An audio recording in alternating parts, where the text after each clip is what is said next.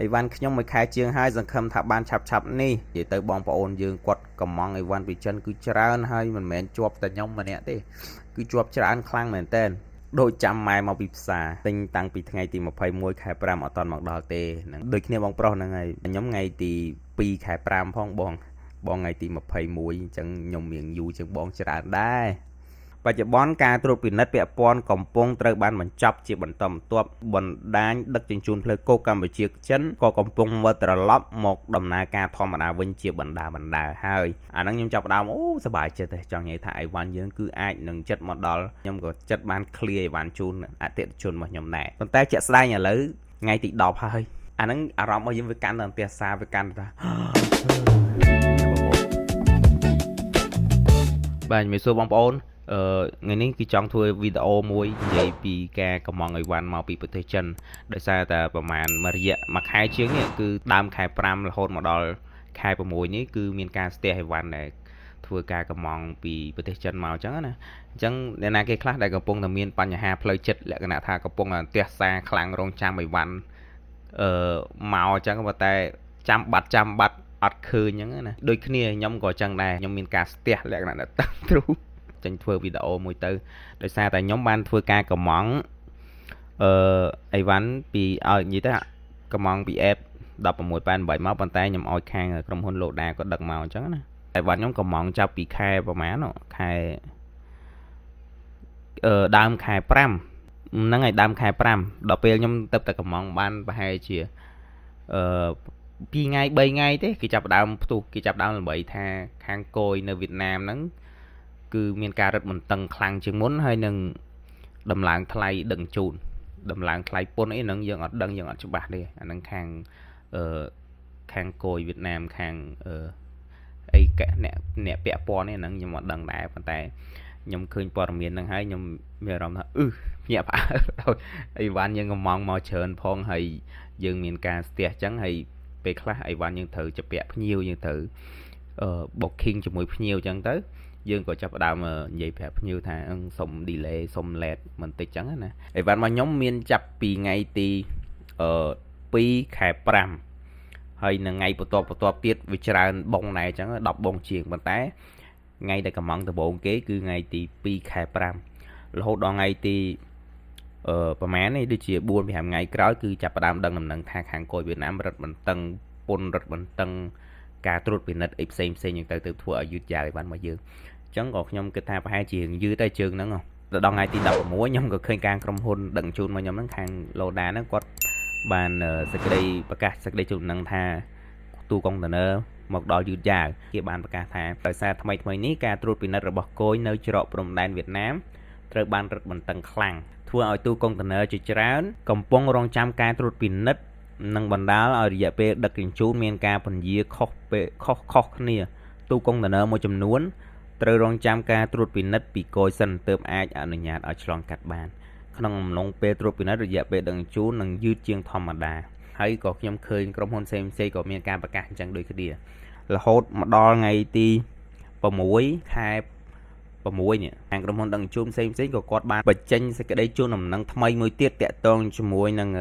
ដំណោះស្រាយពន្ធគយបានន័យថាគឺគេបានដោះស្រាយឲ្យដំណើរការវិញជាធម្មតាហើយមកទោះក្រោយមកក៏ខ្ញុំឃើញខាងក្រុមហ៊ុនដឹកជញ្ជូនរបស់ខាងខ្ញុំហ្នឹងក៏គាត់ចេញសេចក្តីជូនដំណឹងដែរថាដោយសារគយប្រទេសវៀតណាមបានរឹតបន្តឹងការត្រួតពិនិត្យកុងតឺន័រឆ្លងកាត់ព្រំដែនធ្វើឲ្យរយៈពេលដឹកជញ្ជូនតាមផ្លូវគោករវាងចិនកម្ពុជាមានការយឺតយ៉ាវក្នុងកម្រិតមួយបច្ចុប្បន្នការត្រួតពិនិត្យពាក់ព័ន្ធកំពុងត្រូវបានបញ្ចប់ជាបន្តបន្ទាប់ហើយបណ្ដាញដឹកជញ្ជូនផ្លូវគោកកម្ពុជាចិនក៏កំពុងវិលត្រឡប់មកដំណើរការធម្មតាវិញជាបណ្ដាហើយហ្នឹងហើយអាហ្នឹងខ្ញុំចាប់ផ្ដើមអូសប្បាយចិត្តទេចង់និយាយថាអីវ៉ាន់យើងគឺអាចនឹងចិត្តមកដល់ដៃខ្ញុំហើយខ្ញុំក៏ចិត្តបាន clear អីវ៉ាន់ជូនអតិថិជនរបស់ខ្ញុំដែរប៉ុន្តែជាក់ស្ដែងឥឡូវថ្ងៃទី10ហើយថ្ងៃទី10ហើយក៏អត់ទាន់ឃើញ app update អីវ៉ាន់របស់ខ្ញុំមកដល់បំពេញដែរអាហ្នឹងអារម្មណ៍របស់យើងវាកាន់តែផ្ទះសារវាកាន់តែហើយថ្ងៃហ្នឹងថ្ងៃទី10ហ្នឹងមុនហ្នឹងបន្តិចក៏ខ្ញុំបានឃើញផុសមួយទៀតរបស់ខាង Loda Express Cambodia ហ្នឹងគាត់ក៏បានបញ្ចេញនៅ status មួយទៀតខ្ញុំក៏ចាប់អារម្មណ៍ថាទ ទំនិញដឹកពីចិនខែ5កំពុងតែចូលមកដល់ជាបន្តបន្ទាប់សូមអតិថិជនបន្តតាមដានការអាប់ដេតនៅក្នុង app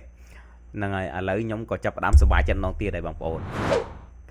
គាត់ទៅតែបានផុសប្រហែលជា1ម៉ោង2ម៉ោងមុននេះបាទខ្ញុំឃើញ status ខ្ញុំចង់ធ្វើវីដេអូហ្នឹងមកចង់និយាយថាពីអារម្មណ៍យើងវាមានឡើងមានចុះចឹងណាការ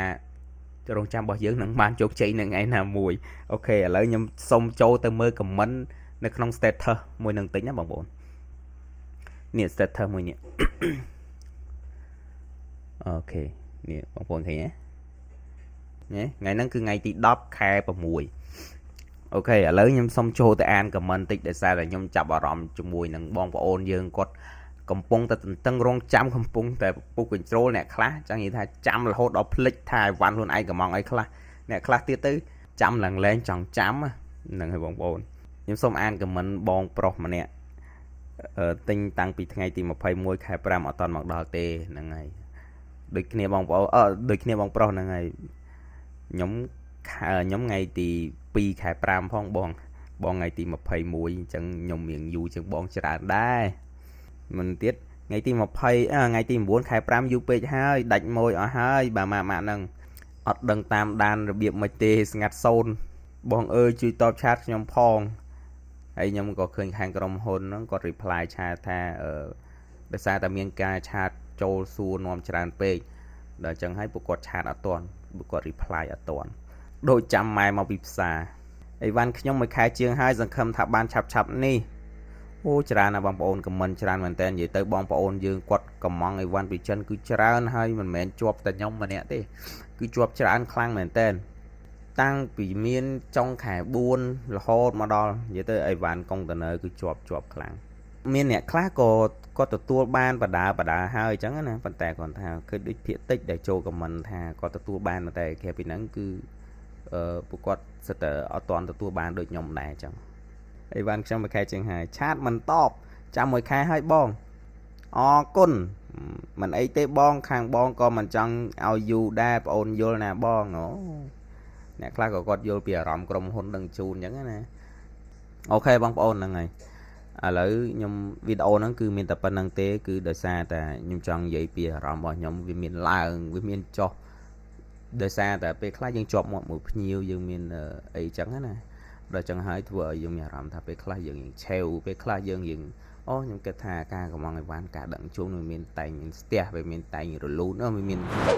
ទាំងការរលូនវាមានទាំងការស្ទះតិចតួចចឹងខ្ញុំគិតថាវាអត់មានអីក្រៅពីរងចាំទេបងប្អូន